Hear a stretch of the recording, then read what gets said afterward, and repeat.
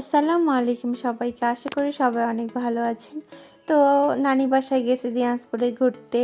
আর এখন যদি দিনাজপুরের বড় মাঠে না যাই তাহলে তো আমার ঘোরাই কমপ্লিট হবে না। তাই খালাতো বোন আর খালা মিলে বের হলাম একটু ঘোরাঘুরি করার জন্য। আর আমি যখন গেছিলাম তখন কিন্তু শীত ছিল, এই জন্য কিন্তু জ্যাকেট পরা, কেউ আবার ভাববেন না যে গরমের সময় আবার জ্যাকেট পরছে। তো ওই যে যেতে যেতে যে হাসপাতাল, সদর হাসপাতাল, তো এই সদর হাসপাতালে নাকি আমি হয়েছিলাম, আমার আম্মু আমাকে গল্প শোনাইতো। তাই আর কি একটু সদর হাসপাতালের একটু ভিডিও নিলাম, যে মনে থাকবে 10 বছর পরেও মনে থাকবে যখন এই ভিডিওটা দেখবো, এই জন্য। আর 2.5 বছর আগে সব সময় দেখতাম যে অনেক জ্যাম থাকতো রাস্তাঘাটে, আর এখন তেমন গাড়ি ঘোড়ার কোনো জ্যাম নাই, পুরো রাস্তা ফাঁকা। আগে বড় মাঠের এই রাস্তাটা এত জ্যাম ছিল যে গাড়ি থেকে নেমে হাঁটে হেঁটে যাওয়া লাগতো। তো এখন যাই হোক ফাঁকা, খুব ভালোই লাগতেছে, পরিবেশটা খুব নিরিবিলি। আর আমার এখন এই রাস্তাঘাট সব না একটা স্মৃতি হয়ে গেছে, কারণ এই রাস্তাঘাট দিয়ে আমি যাচ্ছি আর আমার সব কিছু আর কি মনে পড়তেছে।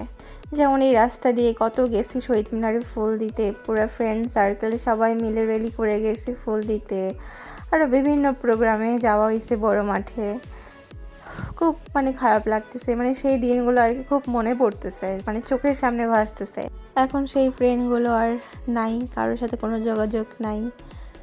যে যার মতো বিভিন্ন জায়গায় সেটেল হয়ে গেছে, কারোর বিয়ে হয়ে গেছে, কেউ পড়াশোনা করতেছে, কারোর জব হয়ে গেছে।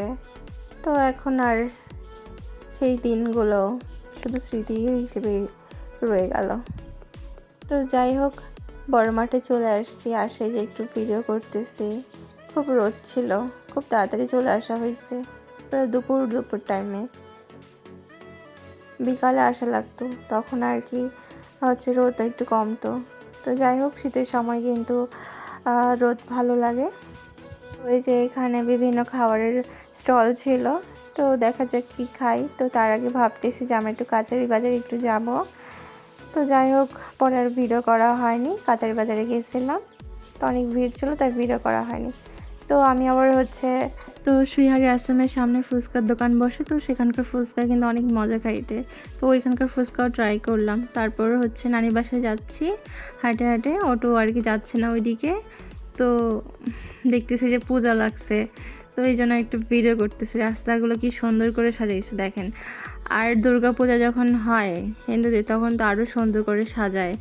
তো তখন আমার মামা আর কি, ছোটোবেলা আমার মামা নিয়ে আসতো আমাকে মেলা দেখাইতে। হাঁড়ি পাতিল পাওয়া যায় তো এখানে, তো হাঁড়ি পাতিল কিনতে আর কি নিয়ে আসতো আমাকে, তাই আসতাম। তো খুব মজা লাগতেছে, সব আর কি স্মৃতি হিসেবে নিয়ে যাচ্ছি দিনাজপুর থেকে নাটোরে। কি বলবো আর, ছোটোবেলার সময়টা এত ভালো কাটছে আমার। নানা নানির ভালোবাসা, নানার ভালোবাসা, খালার ভালোবাসা, সবাই আমাকে খুব আদর করতো। তো যাই হোক, দিনাজপুরকে খুব মিস করব। তো আল্লাহ হাফিজ সবাইকে।